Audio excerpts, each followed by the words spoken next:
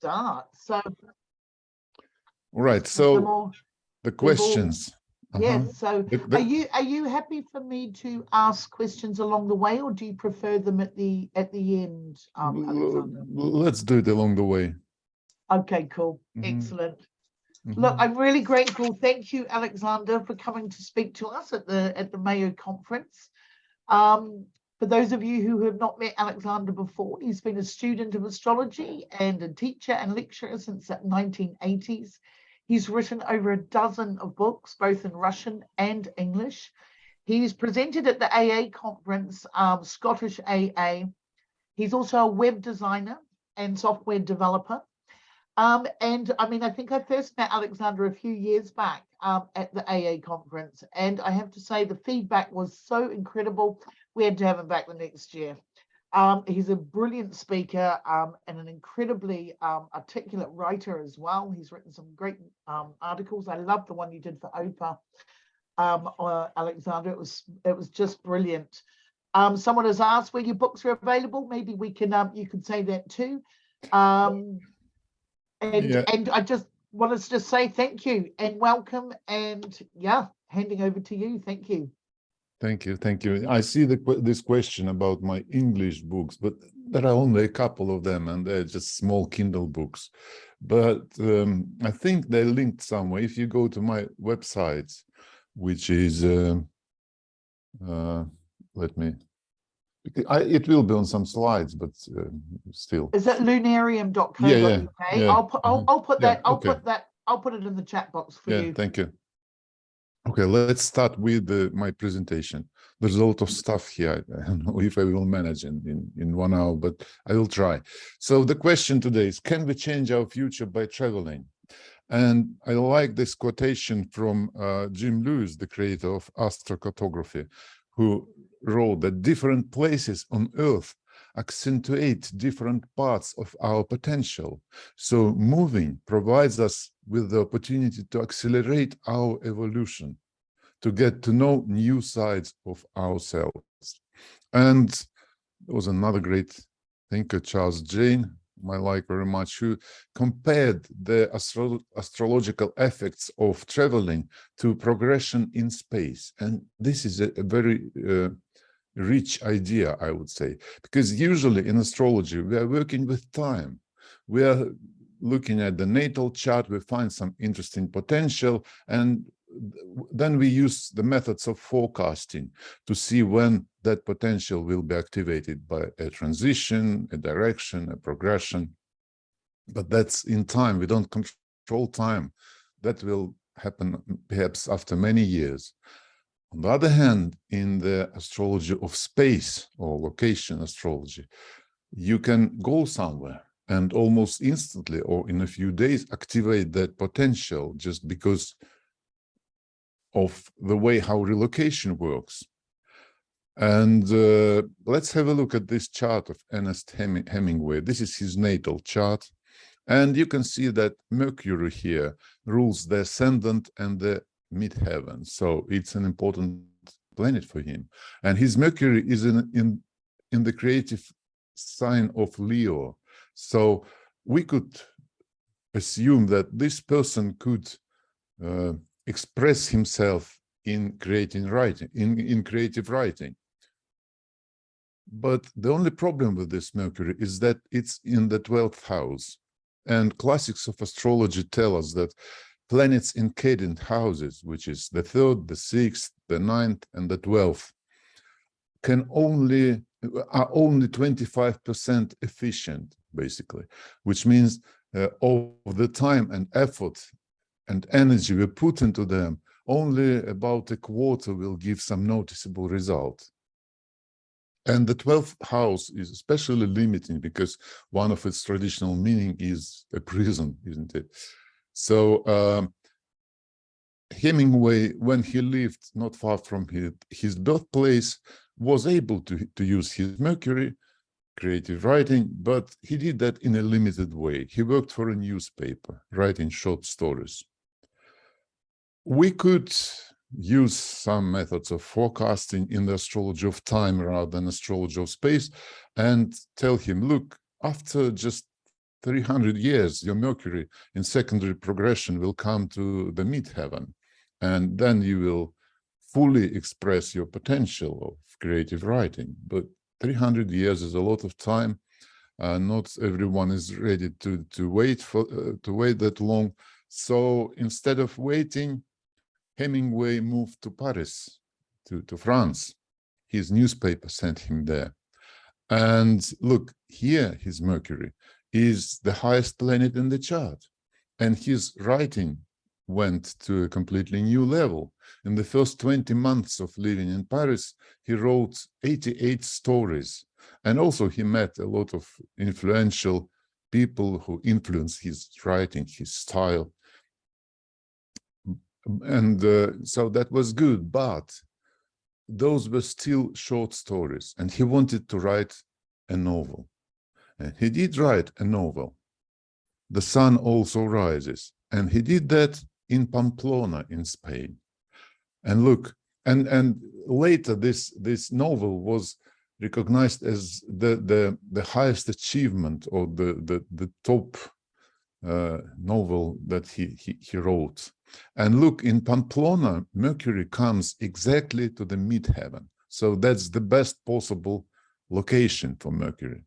And not surprising then that he was able to create his very famous novel here.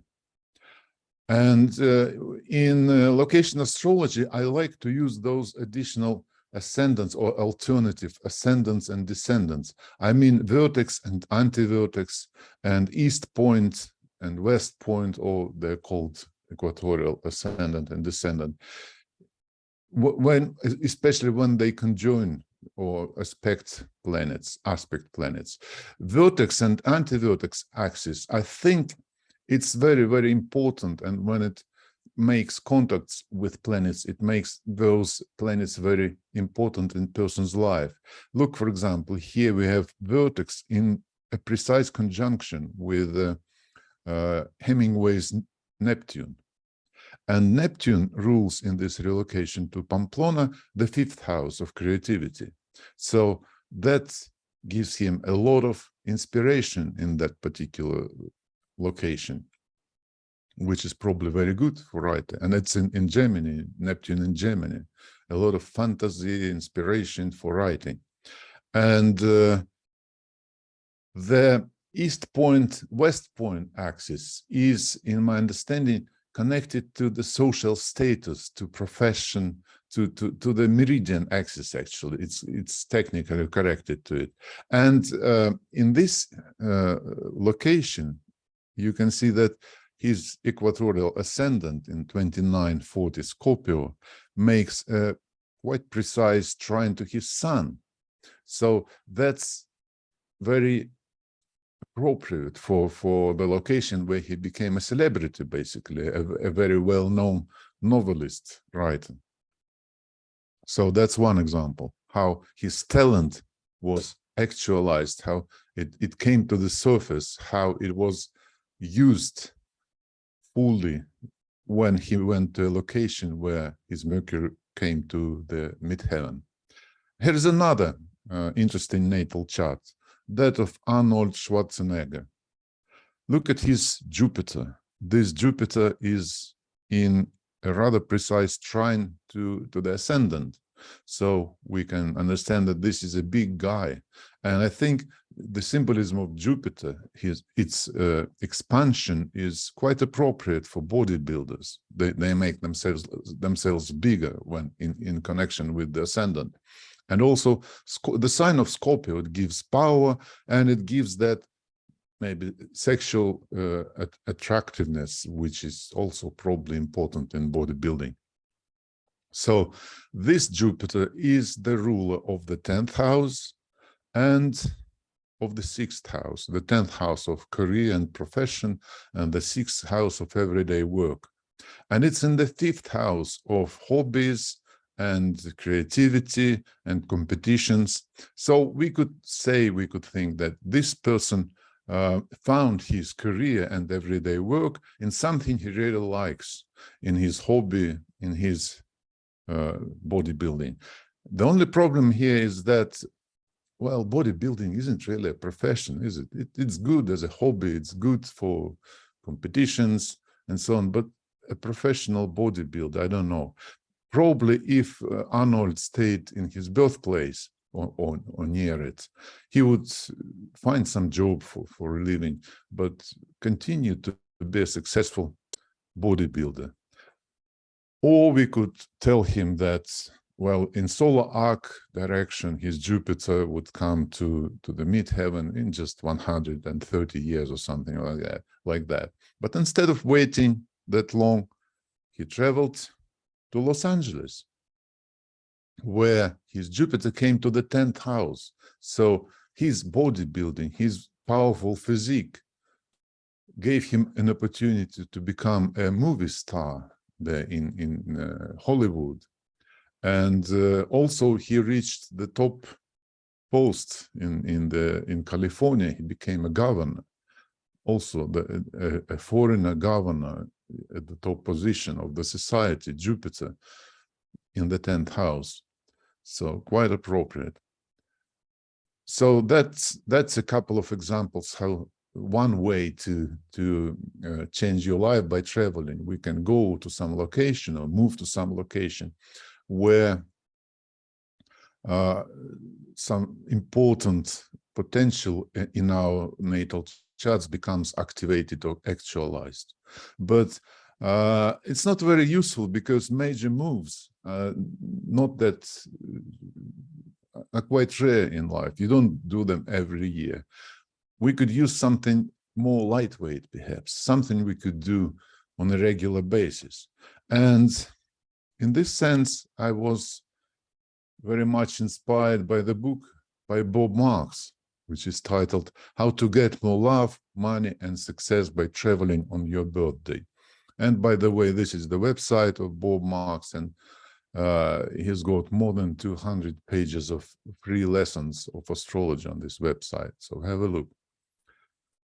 Bob Marks and his approach is unique because usually different astrologers have very different views about whether it is possible to go somewhere and to improve your life actually by finding a good location for your solar return.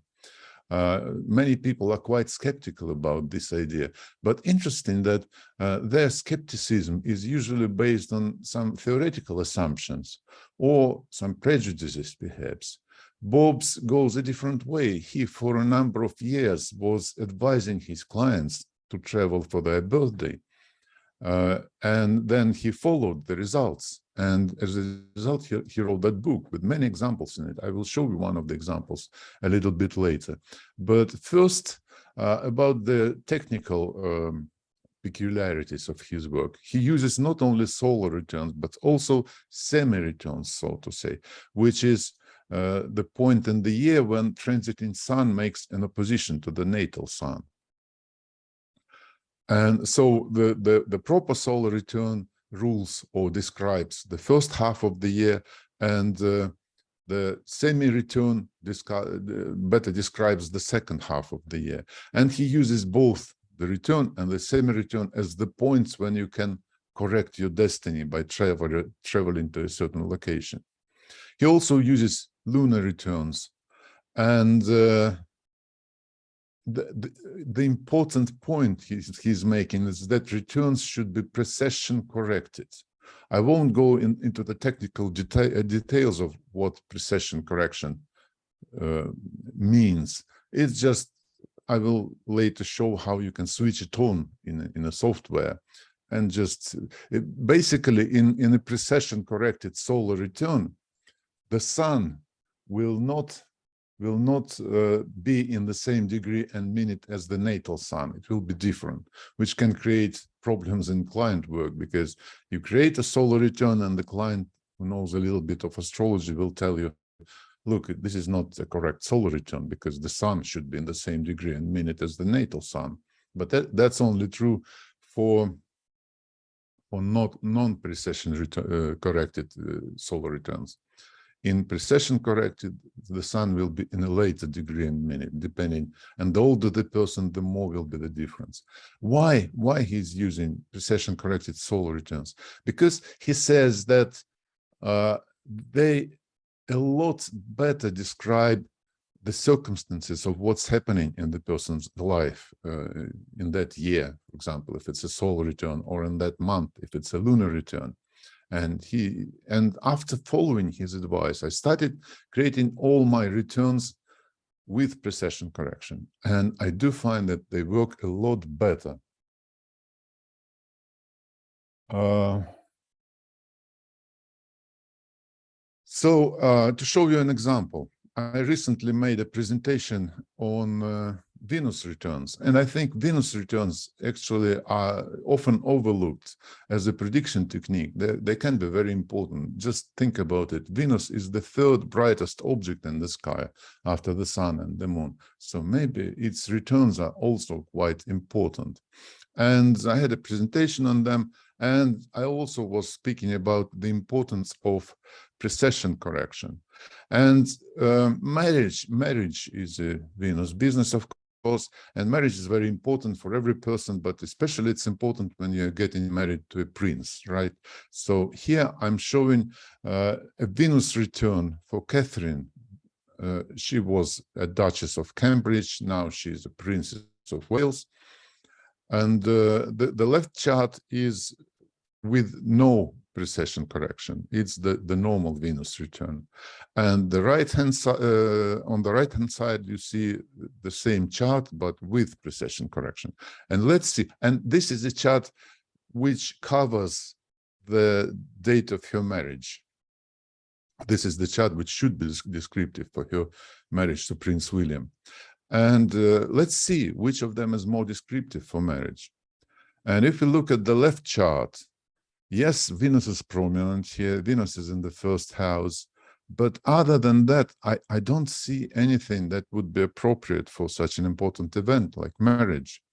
And Venus rules the 8th house and the 3rd. I don't know what to say about the 3rd house.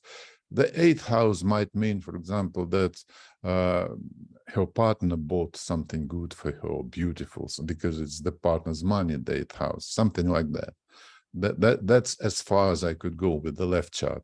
But look at the second chart, the right one.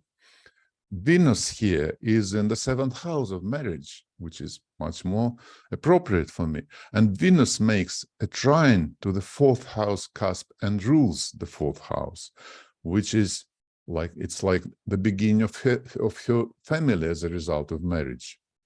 And also look at Jupiter on the midheaven. She became a noble woman, a duchess, and now a princess. That's also, I think, very symbolically appropriate. And look at the 9th house with the sun, the ruler of the royal sign on the ascendant. And it's a royal wedding, right? And it's basically a religious ceremony, a very important and large-scale religious ceremony, therefore the 9th house. So the second chart is a lot more descriptive, I think. And this I find now I'm using all the time precession-corrected charts, and I found that lunar returns work quite well when they're precession-corrected. For example, last August, there was a conjunction, Mars-Uranus conjunction, and it was precise in my lunar return. And without correction, it was in the 7th house. And with correction, it was in the 6th house. And guess what happened in that month? I got a very acute, nasty, inflammatory illness then. Illness, right? The business of the 6th house. And I didn't have any problems with my partners, which would be if it was in the 7th house. So I keep finding that precession-corrected charts work much better than not precession-corrected, but I advise you to try and to compare them. Some people are just simply prejudiced against some precession correction. Why should we do that if we used to do it without any correction? And here is just, so I advise just try and see how it works, or not works maybe. And here is just a screenshot which shows how to switch on precession correction in Solar Fire.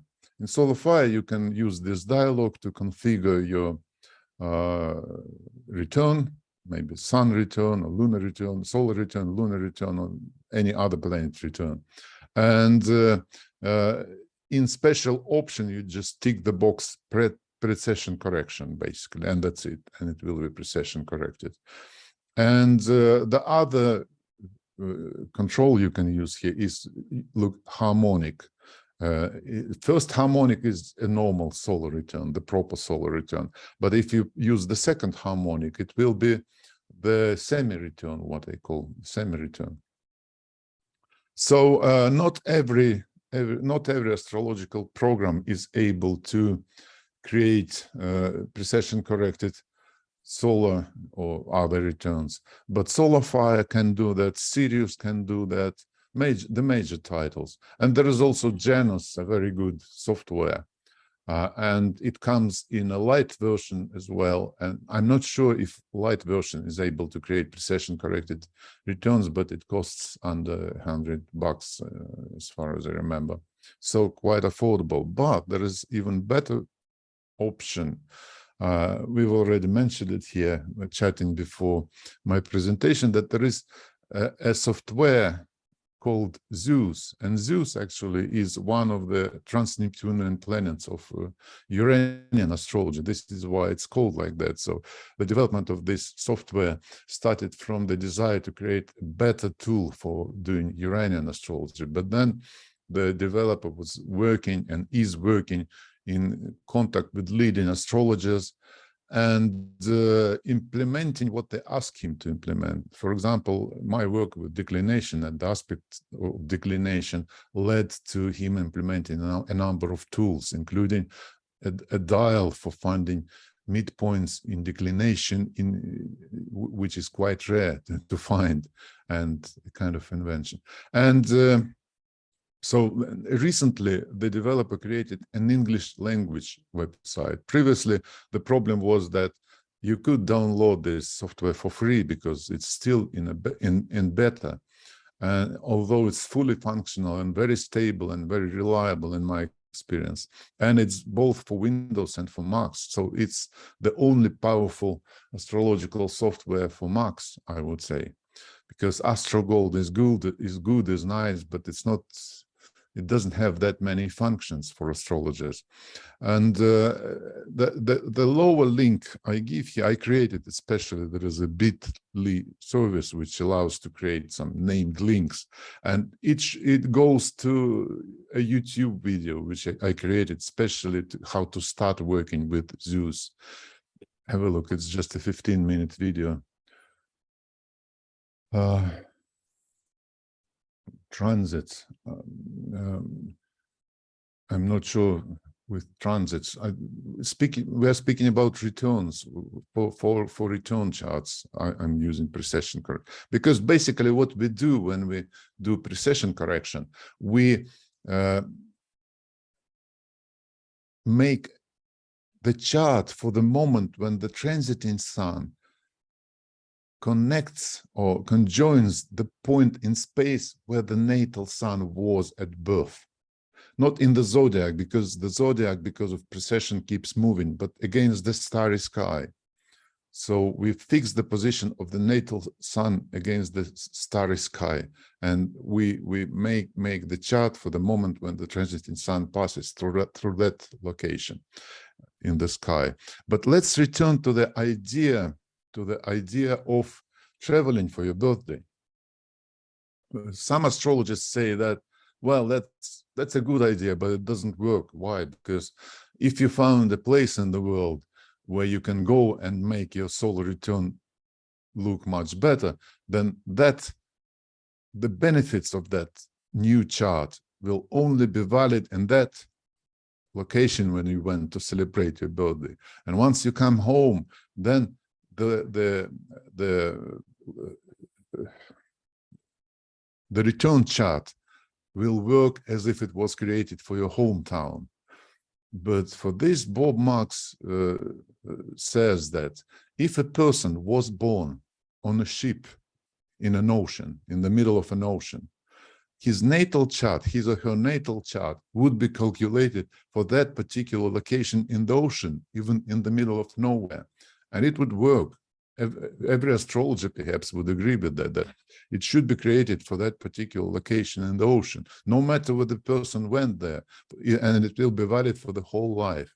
And Bob argues that in solar return, we have like a birth chart for the year, a kind of, and maybe for half a year if we also use semi-returns. And it's important where that beginning of the year was spent, and it will be valid for the whole year, for the whole half a year. In the same way, like natal chart will be valid for the whole life. So, and he not only theorizes about this, like many people do, he proved that with his book, full of interesting stories, how he worked, how he applied his ideas to his client work. And here's my favorite example from his book. It's an example of Lynn. Lynn was an owner of an apartment building, which was half vacant. So she couldn't rent half of her apartments. And there was a store at the ground level, which also she couldn't rent out. And she was behind on the mortgage payments, and the bank was threatening foreclosure. So the situation was quite difficult for her, and she came to Bob. And here is the solar return for her coming birthday for New York, where she lived. And in this chart, there's nothing especially promising or interesting. But if we could move the Jupiter to the second house, that would be better, wouldn't it? And if we could make it trine the midheaven, that would be still better. Imagine Jupiter in the second house trine the midheaven. Wouldn't it be nice? And because Jupiter is making trines to Uranus and Neptune, that would be a grand trine with the midheaven, wouldn't it? So where should she go to achieve that effect? And Bob found out that the location, the desirable location, is Des Moines in Iowa. So she went there for a few days, returned back to New York, and that was in December. And in March, she phoned Bob to tell him that apartments are renting, and someone was making inquiries about the store at the ground level, renting it. And in May, everything in that building was rented. And the mortgage was sold to a different bank, and that bank reduced the interest and also forgave Lynn some of her late payments fees, which the previous bank was going to charge her. And there was also something beneficial happening in the taxation way. I don't remember the details, but this is the result. This is how it works. And it did work nicely in Lynn's case. And there are many examples like this in his book. I highly recommend to read it. And after getting inspired with Bob's book, I decided I should try it on myself. But I don't have many years. I don't want to spend many years practicing with clients. And with clients, it can be. Should I perhaps answer a few questions? Is there anything to answer? Yeah, right there now? was. Thank you. There was a question from Scott. Birthday return and semi-return. Oh no, that wasn't a question. Sorry. Mia has asked. So in fact, with transits, sorry, Mia, I can't read. Yeah, I'm not sure how transits can be used with precession correction. Maybe they can be in some way. Right. Sure. That's the only question so far. Thank you. Okay. So I was inspired by Bob's book, and I decided I should gain some relevant experience with it. Unfortunately, I couldn't travel. I was planning to travel for my semi-solar return. And I even found a good location, Barcelona, but I couldn't. Something happened in my life. I couldn't travel. And then I thought, okay, I will try to use lunar returns then, at least something, at least to gain some experience. And I found that lunar returns can be very different. Some of them are quite complex with many negative or strainful aspects, and you don't understand how you could correct them, how you could. So some charts are problematic, and you can only avoid some problems by putting those problematic planets into the cadent houses, perhaps, something like that. But that's not the positive experience. I wanted some bright, positive experience to notice, so that I could notice it. And here is one lunar return I found. This chart is created for the location where I live, which is not far from Varna in Bulgaria. The village is called Bliznaci, 20 miles from Varna, perhaps. And in the location where I live, I noticed that there is a very nice trine between the Sun in Scorpio, so it was in November 2022, and Jupiter in the end of Pisces. A very nice, mutually applying trine. Look, it's good. And I thought, well, it would be good to try and use it in some way. But Jupiter is in the 9th house. It's not far from the midheaven, but it's still separated from the midheaven by the border between the signs. Jupiter is in Pisces and midheaven is in Aries. And also, I didn't like the fact that the ruler of the midheaven is Mars, which is in the 12th house and retrograde. It's not very good for the midheaven to have such a ruler, I think. So I thought, what if I go to a location where Jupiter will be exactly on the midheaven? And I found such a location, and it was in the capital of Bulgaria, Sofia. This is the chart as it looks. I also added Pallas, the asteroid, to complete this nice configuration. And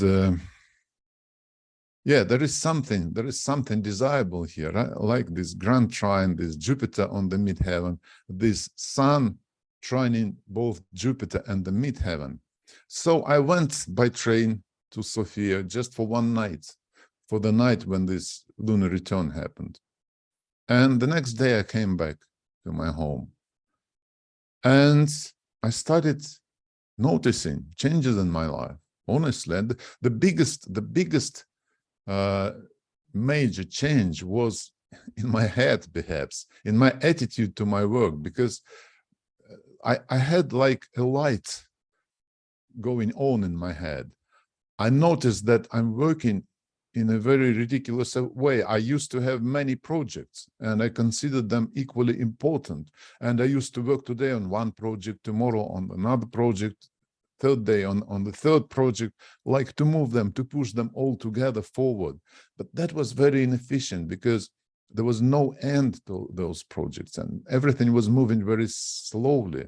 And after coming back from Sofia, I told him, it's a stupid way of doing things. You should do it differently. You should concentrate on the project which is the closest to completion and complete it perhaps by Christmas and get some results, which will inspire me, and then do the second project in the same way, and so on. So I did exactly that. But that was an internal change, so to say. But also external things started happening to me. For example, I did a presentation last year for the Scottish Astrological Association, and their representative contacted me again. Could you do a presentation over Zoom, like we're speaking now? Could I do a presentation for us this year as well?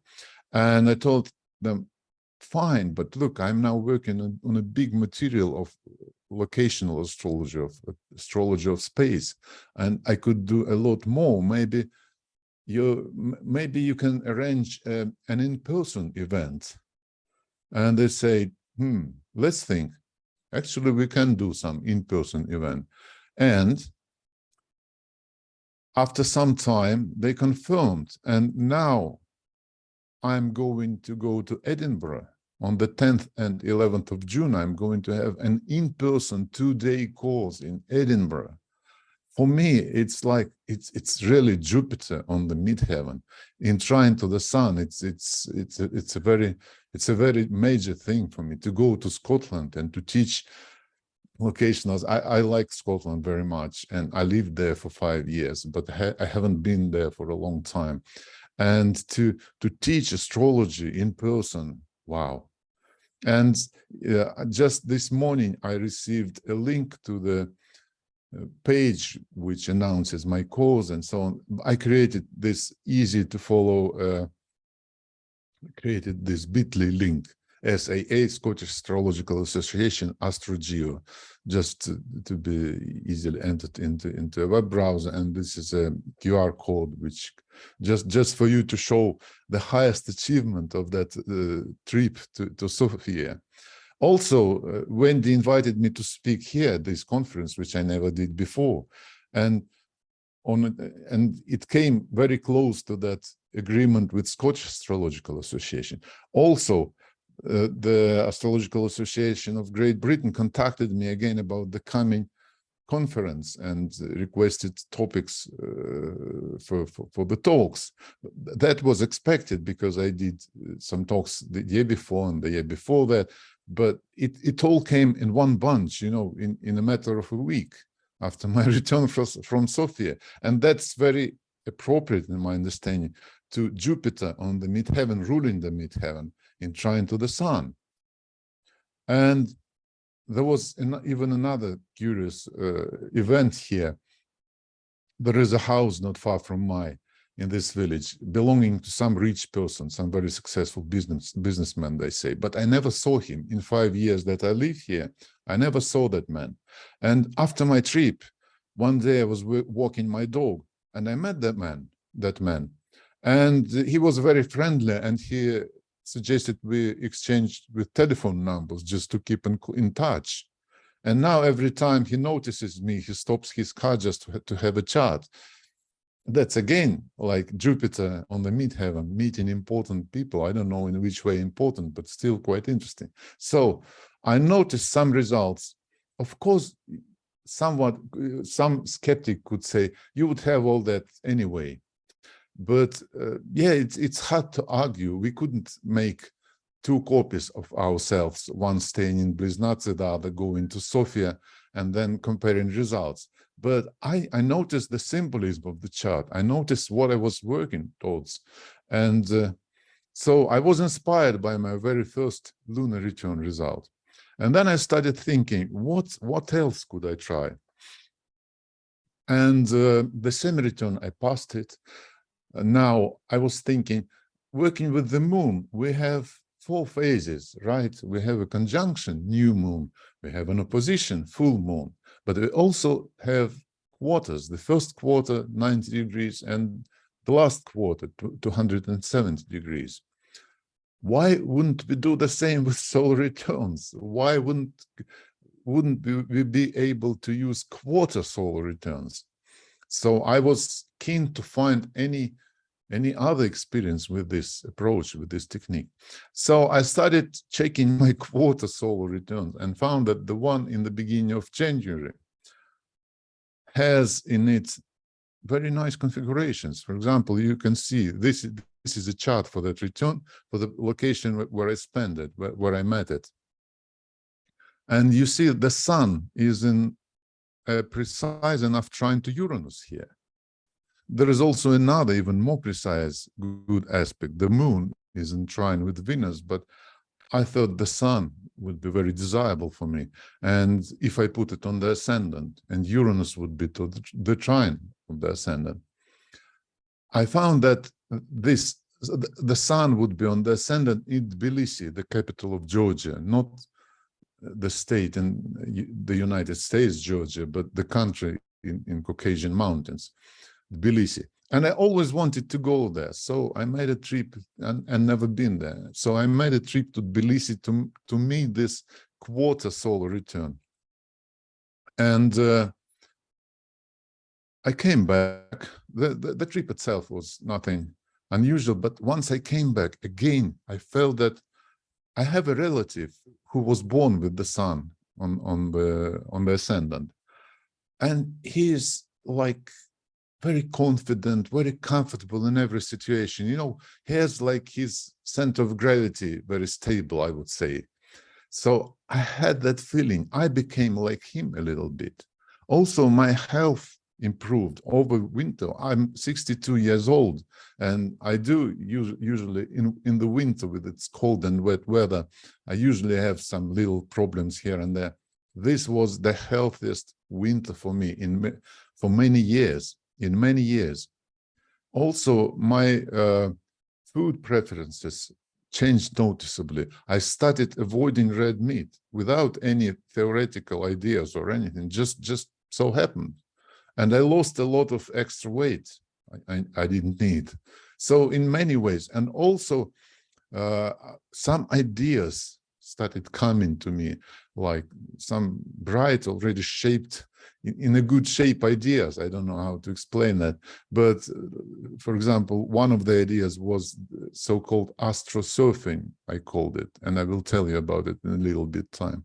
After that, I went for my Mercury return to London, and there I put Mercury on the descendant, and I got several proposals of interviews with me, and also some old interviews from the past which disappeared. For example, a colleague took an interview with me in June, and then he disappeared, and there was no news of that interview. And after my trip to London to put Mercury on the descendant in the Mercury return, he approached me and showed me the interview and asked to give him a feedback, and that's a good more than 2 hours interview. And now I have an interview happening today and another next week. So that's the topic of interview. They do work in some interesting ways. So I came to this idea of astro-surfing, I call it. What is astro-surfing? So I suggest we could observe important cyclic events, solar, lunar, and planetary returns, semi-returns, and perhaps also quarter returns. At least for the solar quarter returns, I begin quite useful. By the way, about solar quarter return, a friend of mine who had problems with finding a job, after listening to me about this quarter solar return, went for his in some location he selected, and now he has 2 job offers at the same time. He didn't have any job offers for a few years. Now he has 2. So we observe important cyclic events. Our aim is to find those of them that contain a gift from the universe, like some trine.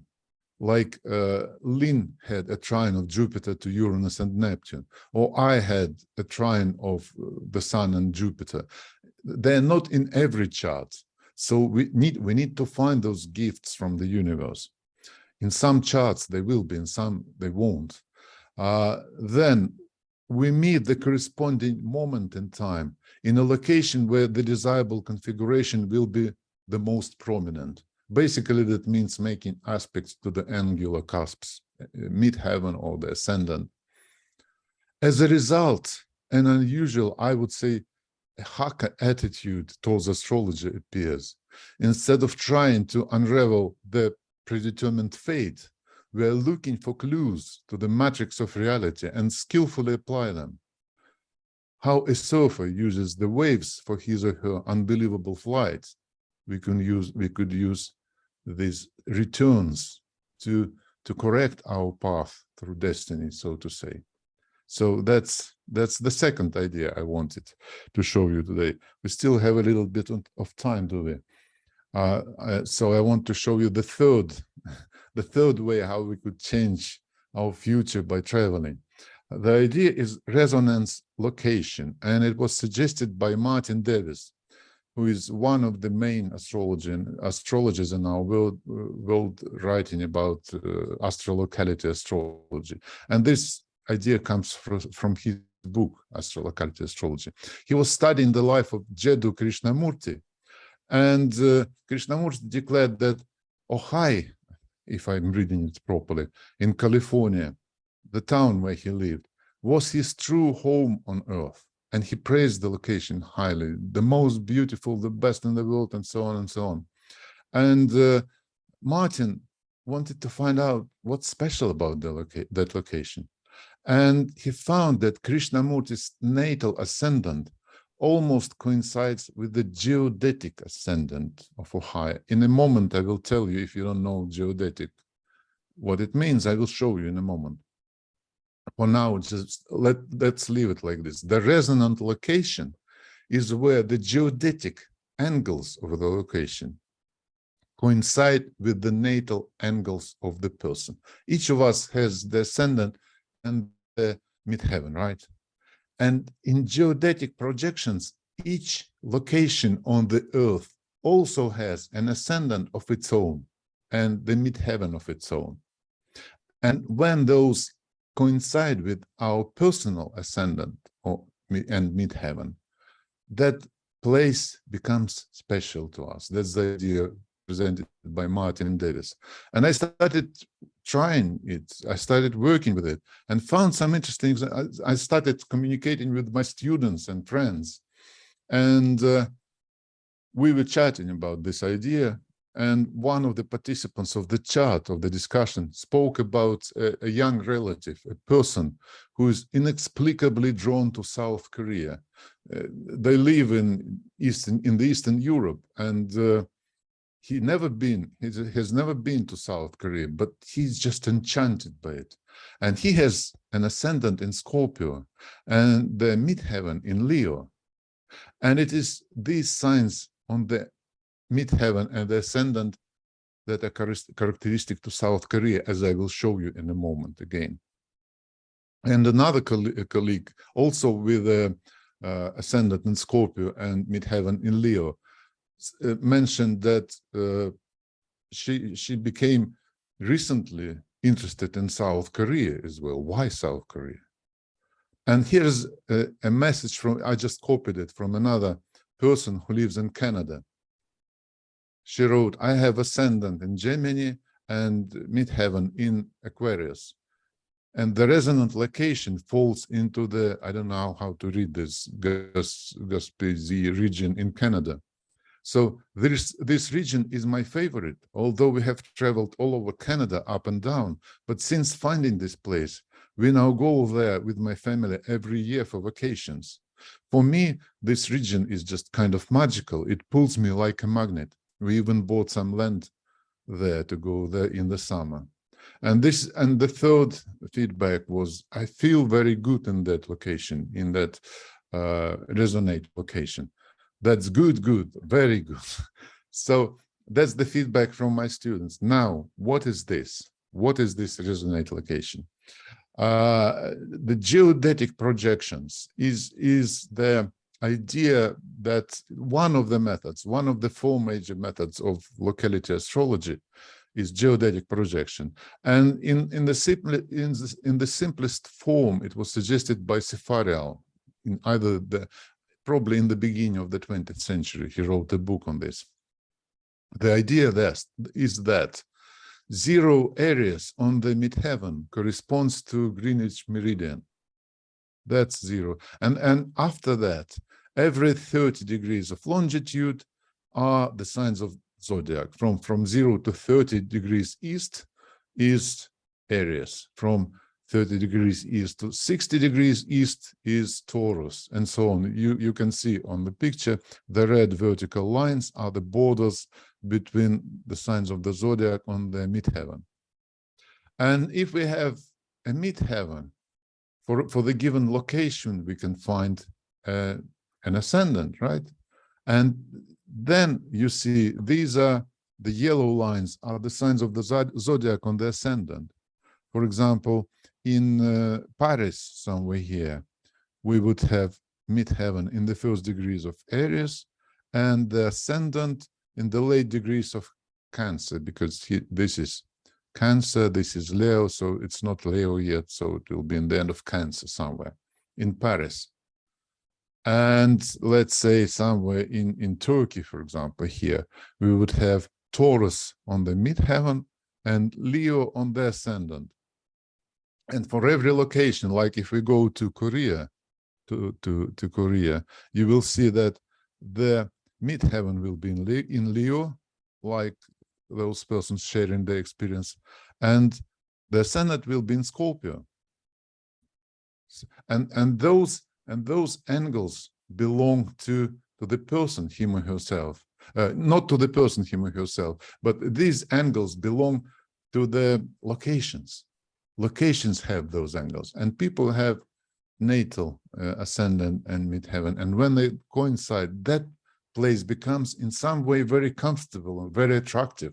And if you go to a place where you are very happy, which you like very much, you probably express yourself better, your life will be better, maybe. So that's another way how you can change your destiny. And here is the natal chart of Ernest Hemingway again. And his ascendant is, natal ascendant is in 7 degrees Virgo, and his midheaven is in 3 degrees of Gemini. And if we go back to that picture, 3 degrees Gemini on the midheaven, 7 degrees Virgo on the ascendant. So here is the midheaven in Gemini. So a little bit to the right, 3 degrees, right? And his ascendant is in Virgo. Here is Virgo, 7 degrees. So I found this approximate location as the possible resonate place for Hemingway. And I went to a better map, the map where I could increase this area, and I found the chart for Hemingway. I took it from Astro Databank, and it's an AA rating, so it's quite precise. Yes, and so I suggested that the resonate location for him, just as an exercise, I don't know whether he traveled there or not, just to show you the result. And I found the place called Bukhara in Central Asia, and I created a geodetic chart. Remember, the ascendant is 7 degrees Virgo, and the midheaven is 3 degrees of Gemini. And this is in astroprocessor Zeus, in Zeus software, because it allows to create geodetic equivalents very easily, very, very easily, just one click. And look, these are the angles for Bukhara, for that location in Central Asia. They don't belong to any person, they belong to the location because of its longitude and latitude. And look, the ascendant is 8 degrees. It shows 9, but it's rounded up. It's 8 degrees, so it's just less than a degree from the natal ascendant of Hemingway. And the MC is about 1 degree from his natal midheaven. So I suggest that if Hemingway ever traveled to Bukhara, he would probably be fascinated by that location. That's just an example how these things are found. This is all I wanted to tell you. And questions, please.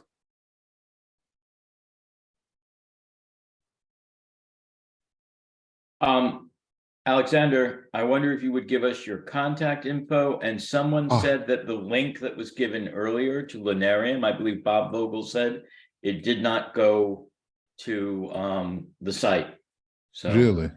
That was the lunarium.co.uk. Is it lunarium.com, Alexander? No. If you put it with www, maybe. thank you. Fascinating presentation. Like this. Thank you. Because Thank currently you. I'm trying to work with some company in California to do some work with Lunar, but there might be some problems. Please try this URL. Thank you, Alexander. And Mia says, is the program suggesting locations?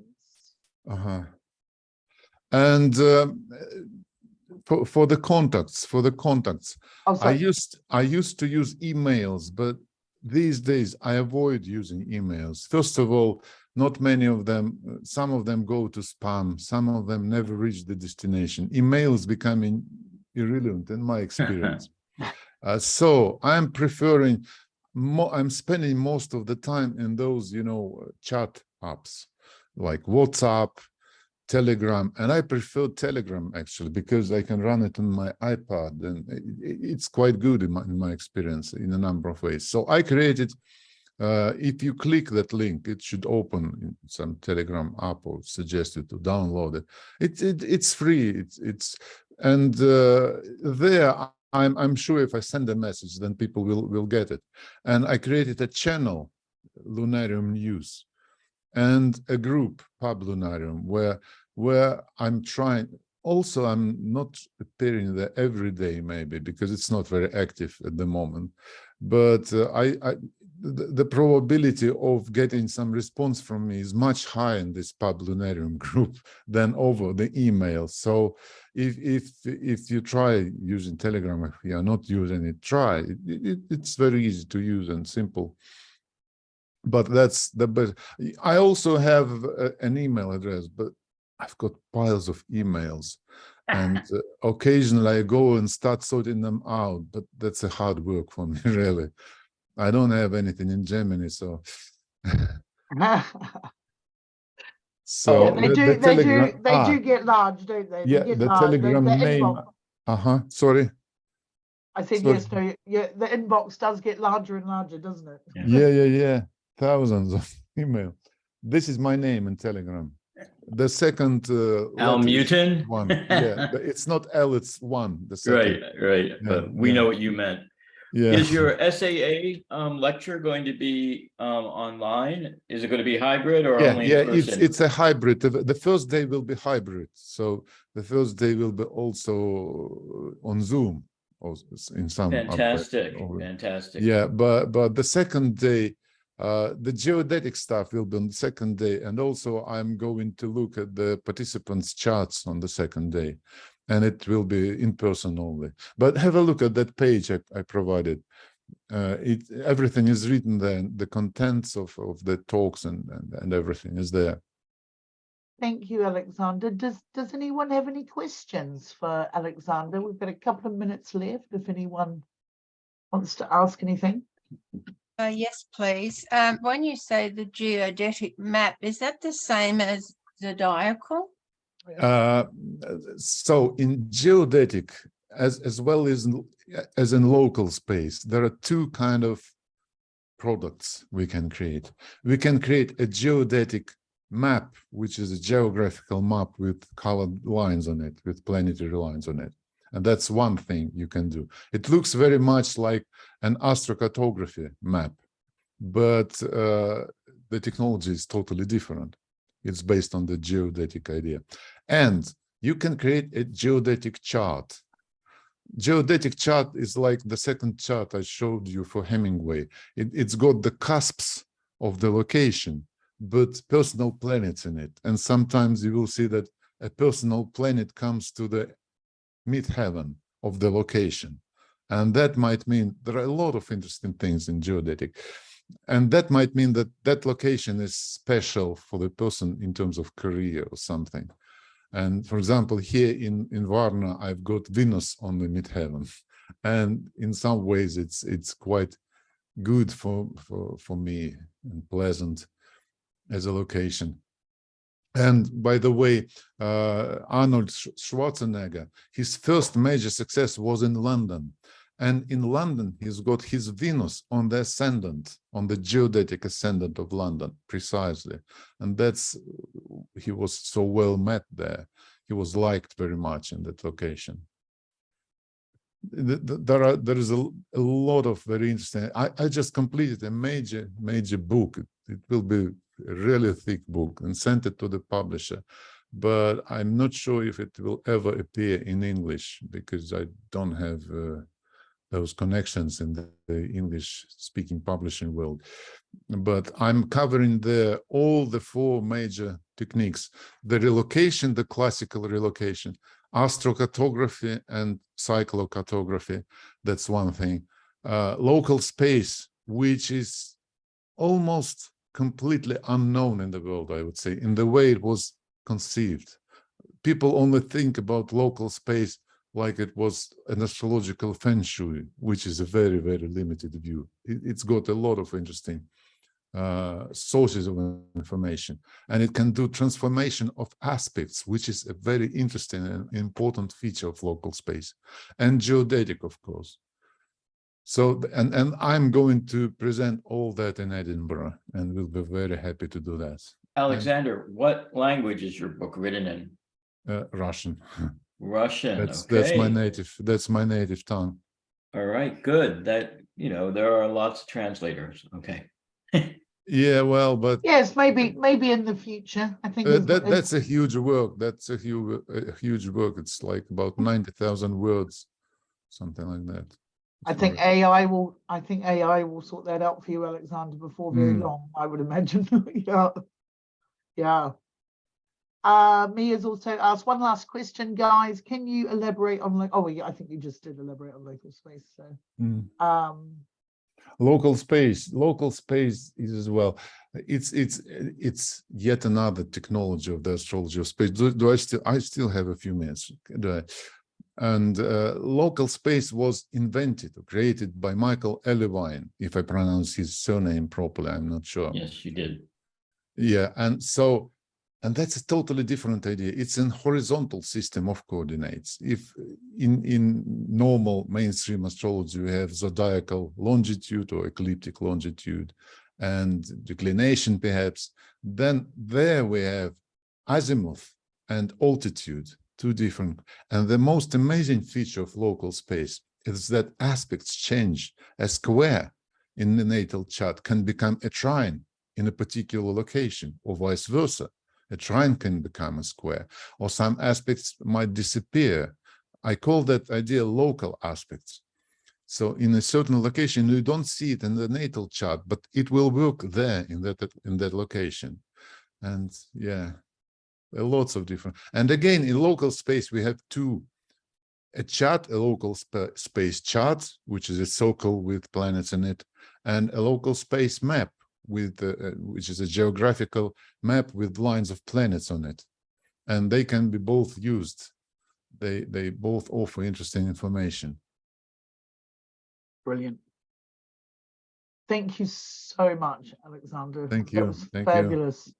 Thank you so much. That was really, really good. Yeah, thank you so much, and thanks everyone for being in here. We're going to take about a 30-minute break, and Israel, who I see is in the room now, Israel will be joining us at 12:30, and I surely will. Brilliant. Thank you all. So I'm just going to mute everyone, and we'll see you all in a couple of minutes. Thank you again so much, Alexander. Thank you very much. Really brilliant. Thanks a lot.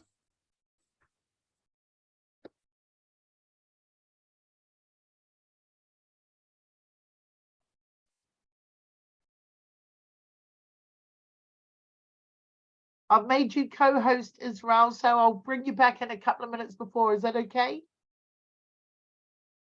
Yes, actually, I'm going to be switching computers in about 5 minutes. So okay, maybe you might have to make me co-host on the other one again, because I'll probably...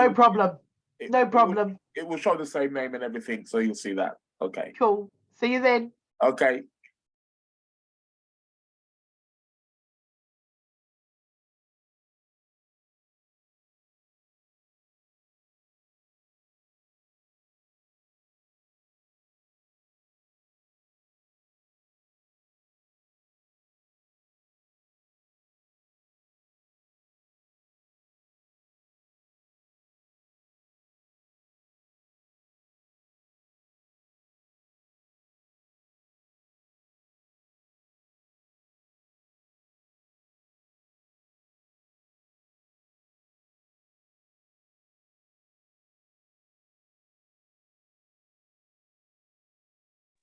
Okay.